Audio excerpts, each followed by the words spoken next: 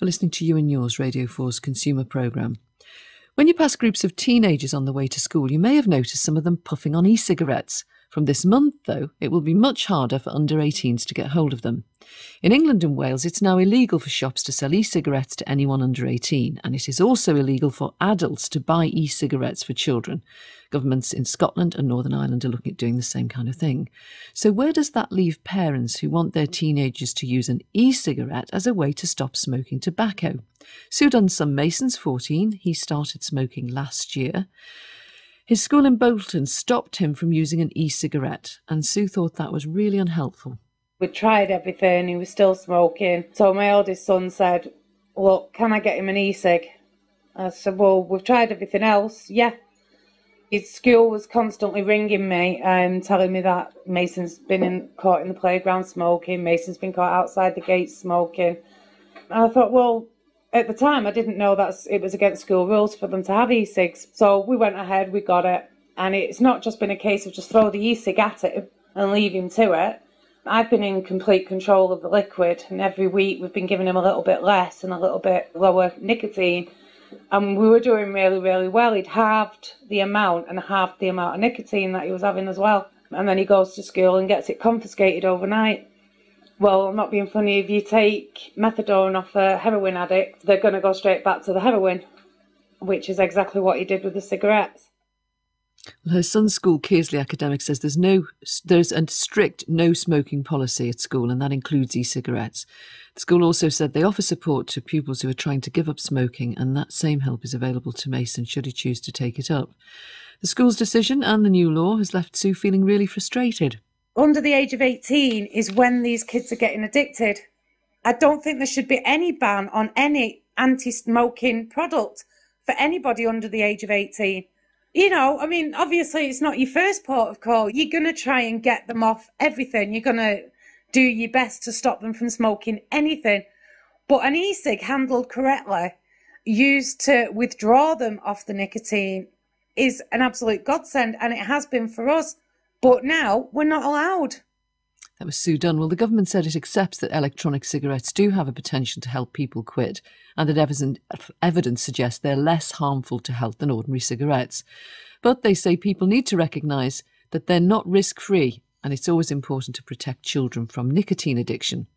Professor Linda Bauld is the director of the Institute for Social Marketing at the University of Stirling, and she's done some research into e-cigarettes and young people. I asked her to compare the effects on health of inhaling nicotine through an e-cigarette and a conventional tobacco cigarette. Public Health England produced a report in August that looked at all the risks from e-cigarettes, and we can be confident that they are far less harmful than tobacco smoking. They cited a figure of 95% less harmful. That figure is contested, but it's definitely somewhere in the right ballpark. So we have limited data on longer term use, but certainly as an approach to stop smoking, we can be very confident that e-cigarettes are a better alternative than continuing to use tobacco. Their attraction for somebody who smokes tobacco is that, like a tobacco cigarette, you can regulate the dose much better than you can if you have a patch on or if you're chewing gum. Is that right?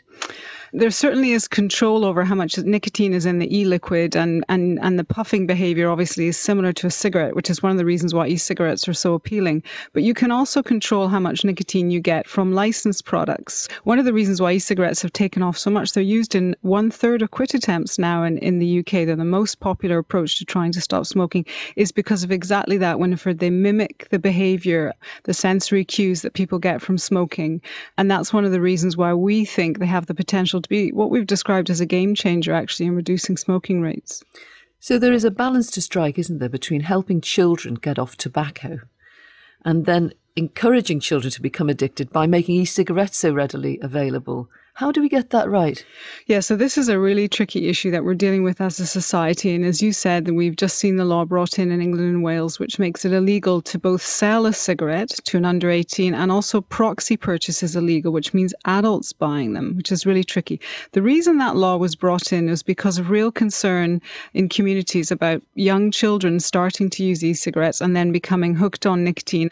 There was a lot of panic about it, and that's why this law has come in. And actually, I do believe it is important to protect children from an addictive substance.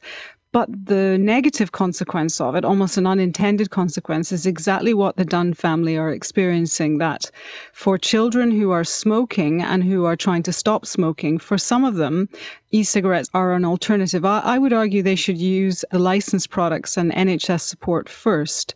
But I think we have to use discretion in how we enforce this new legislation for cases like Mason's. Now, Mason's mother said they've tried everything. I don't know whether they had tried the GP support with licensed products and also, the excellent stop smoking services we have across the UK. We know about 9,000 under 18s actually access those services every year.